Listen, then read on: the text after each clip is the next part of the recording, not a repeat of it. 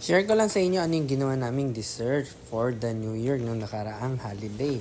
I hope lahat kayo ay maganda naman ang naging holiday at New Year nyo. So, Merry Christmas again sa inyong lahat at hopefully ay Happy New Year. So, ito gumawa lang kami ng dessert para sa amin. Hiniwa ko lang siya sa gitna.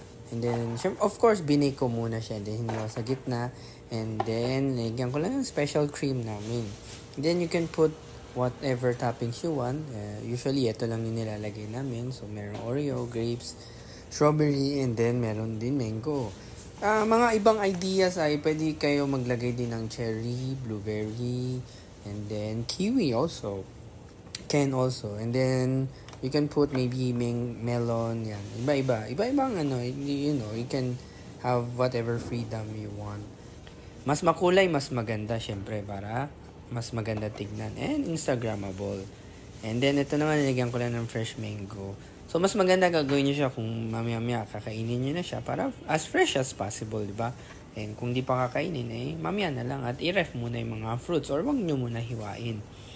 So, to I hope maganda naging New Year nyo and good luck sa inyong lahat at maganda sana maging 2024 nyo. Yung mga gusto ma-promote dyan, sana ma-promote kayo.